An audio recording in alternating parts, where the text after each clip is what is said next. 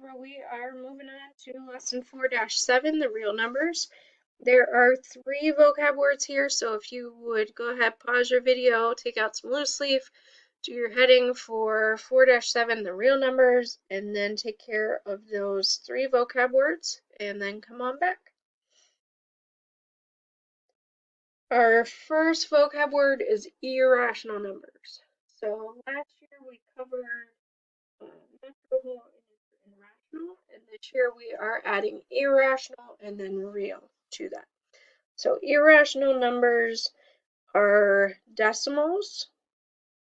Now rational numbers can be decimals, but they are any decimal that can be written as a fraction, which is a terminating decimal, a decimal that ends, or a repeating decimal. Irrational numbers are those decimals that just keep on going forever and ever and ever. They never repeat, they never end. So irrational numbers, decimals that go on and on and on and on forever. Real numbers include both rational numbers and irrational numbers. So even though these decimals that live over here never end, they are in fact real numbers. They exist. They just don't happen to repeat or end. The last definition is the density property. It talks about between any 2 points on a number line, there are an infinite number of points between those points, and we'll get into that a little bit more here soon. I just want to remind you about our different layers on the rational number side because there are quite a few layers to that onion. So irrational is nice and easy. If you're an irrational number, you're an irrational number and that's it. There are no subcategories that we'll talk about over there. Within rational numbers though, we have 4 different subcategories that we talk about. So the smallest, and remember we talk about when you go to preschool, these are really the only numbers that you realize exist. So we have our natural numbers, which are our counting numbers. So they'll start at 1, and then they're all whole numbers on up. Whole numbers there's one difference between whole number and natural number, and that's 0. So whole numbers are 0, 1, 2, 3, on up. Integers are the set of whole numbers and their opposites. So we have the positive numbers, we have 0, and then we also have those negatives that you're all so very fond of. Goes both ways forever. Rational numbers add in anything that can be written as a fraction, which of course can be a fraction, or it could be a decimal that terminates or ends, or it can be a decimal that repeats. Remember that that repeating period can be 1 digit, as in 1/3, which is 30 repeating, or it can be multiple digits. So sometimes we'll have 2 numbers that repeat, 3 numbers that repeat. Whatever repeats is called your repeating period. Now, all of these and the irrational numbers make up what are called our real numbers. We will not deal in middle school, we will not deal with numbers that aren't real, with the exception of a few. So one of the ones that we will talk about that is not real, and we talked a little bit about this in the square root section, is the square root of a negative number. That is not a real number because we don't have anything that times itself can be a negative number. So if you have a positive times a positive, that's going to be positive. If you have negative times a negative, that's also going to be positive, not negative. So there's nothing times itself that is going to equal a negative number. So a negative under your square root sign is not real. Anytime you see a negative within that square root sign and it's not going away, and we can't reduce that and make that go away, that means that this is not real.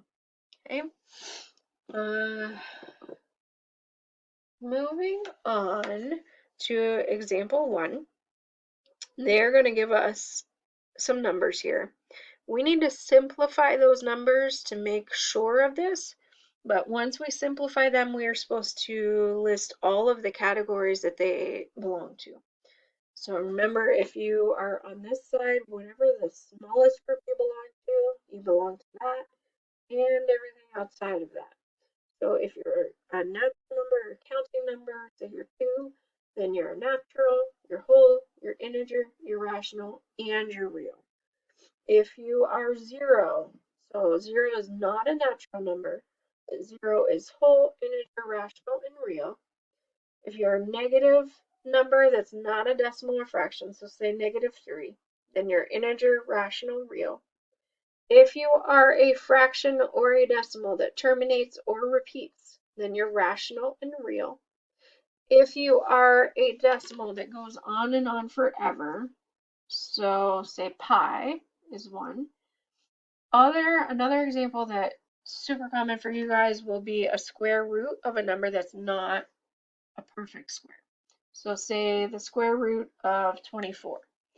That is not a perfect square. The square root of 25 is, but the square root of 24 is not a perfect square. So that's going to be a decimal that goes on and on forever. It's not going to repeat, and it is irrational and real. So pi and a not perfect square root will be irrational and real.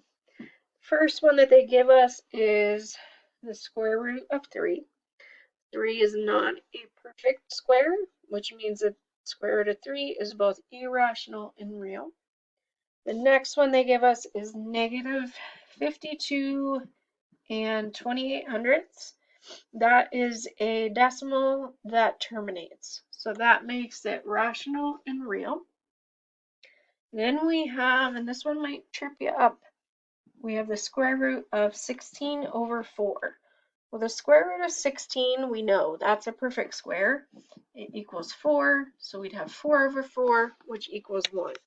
So the square root of 16 over 4, even though there's a square root involved, even though there's a fraction involved, when we simplify that, we get 1, which means it is a natural number, a whole number, an integer, rational, and real.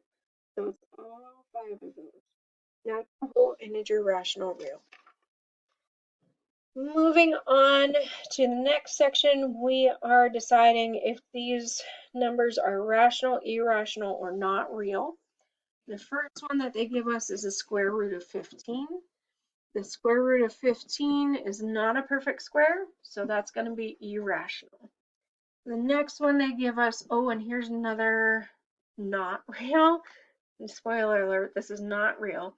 You cannot divide things into 0 parts. So this is another one that in our middle school math classes we will never ever work with. You cannot divide things into 0 parts. They're not real. We only work with real numbers here. All right, next up we have the square root of 1/9. The square root of 1/9 would be equivalent to 1/3. So 1/3 times 1/3 is 1/9. 1/3 is that repeating decimal, so it's a rational number. The next one that they give us is a square root with a negative inside of it. That, again, is not real. So the not real things that you guys are going to see are a 0 in a denominator and a negative underneath the square root bar, the radical. The next thing, the last thing, in fact, in this section is the density property. So the density property says that between any two numbers on a number line, there are an infinite number of numbers. So, okay, between 1 and 2, there are an infinite number of numbers. We can talk about 0.3, 0.4, 0.5. There are an infinite number of numbers in there.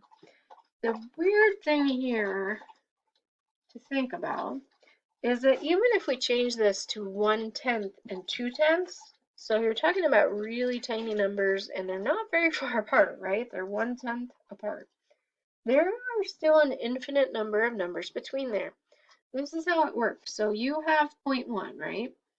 So if you add a 1 to that, so now we have 0.11 or 0.12 or 0.13, or maybe we have 0.1, oops,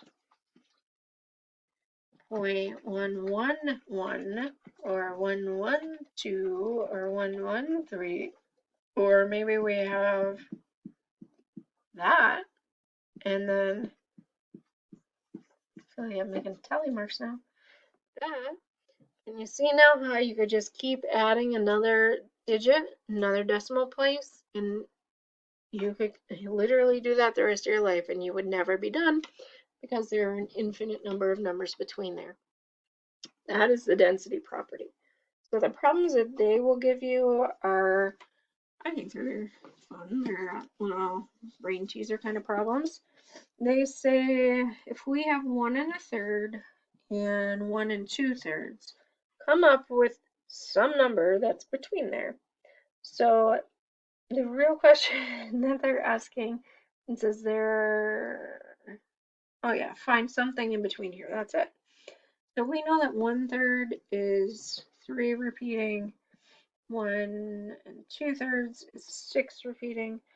So we can say 1.4 is between there, 1.5 is between there. We could say 1.34 is between there. We could say 1.59 is between there. And it can just go on and on and on and on. And usually I would make each one of you tell me an answer, but we're not together, so we won't do that. So what I want you guys to do now is page 197. And you are going to do 16 to 30 all. So just that independent practice section. You're going to do those, and I will be back soon with a homework review for those problems, and I will see you all in your Zooms this week. Take care.